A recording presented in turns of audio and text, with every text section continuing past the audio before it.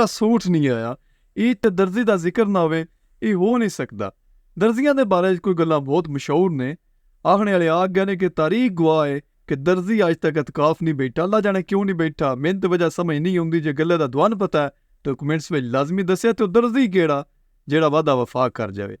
दर्जी ते Pakistani high court विच जरा बराबर भी फर्क नहीं। दोवां जगह ते अवाम दोन जलील होंदी रोंदी पिटदी नजर आए दी। तारीख ते तारीख तारीख ते तारीख तारीख ते तारीख लभ रही है दर्जी साहब, लेकिन अजे तक सूट नहीं लब्भा।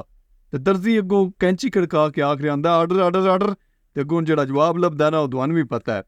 इस तरह पाकिस्तानी सियासतदान दर्जी में जरा बराबर भी नहीं फर्क। दोवे झूठे लाने विच उस्ताद ने और दोवां दी अखी नहीं रहिंदियां, दोवां दी अखी लालच हुंदा है।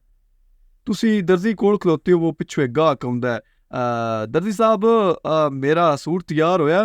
यार नहीं। वो भाई कदों तैयार करनी, पिछली दी ते दिता, तू अगो चाह के सूट मार दो भाई, लै जा अपना। एडा बेसबरा गाहक सानू चाहिदा ही नहीं, एडा बेसबरा बेचारा पिछली दी ते दे गया दुआन।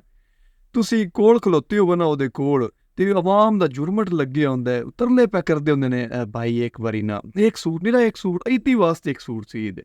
सिफारशां करवांदे पै हुंदे, ओह उत्थे डिप्टी कमिश्नर बन के बैठे हुंदा है, ओहदे लग्गे लावे कोल सिफारशां, ओहदे बेलियां कोलों सिफारशां, फोन ते फोन फोन ते फोन, ते ओहदी दौनी विच एडा मोटा सरिया हुंदा है, जिवें IMF दे दौनी च नहीं अजकल सरिया, एडा मोटा सरिया ओहदे हुंदा है, टस मस नहीं हुंदा अज तो। जिवें पाकिस्तानी पुरानियां फिल्मां च हीरो नाल हुंदे, हीरोइन बेचारी नच नच मनांदी पई हुंदी है, ते शान होनी कदी आए ते कदी अंज।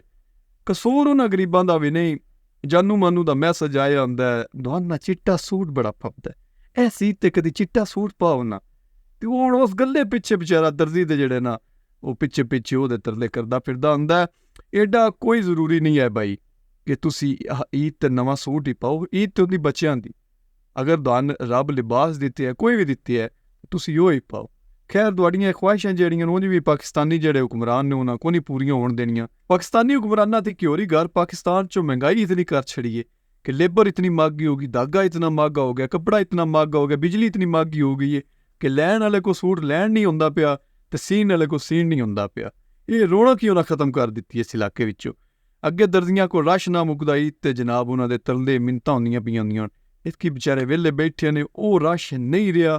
खैर एडी जरूरत भी कोई नहीं, अगर तुहाडे कोल कोई लिबास पिछला है तो तुसी ओही पा के चले जाओ, हसदे रहो बसदे रहो, ते कमेंट्स विच दर्जियां दियां गल्लां जरूर दसदे रहो।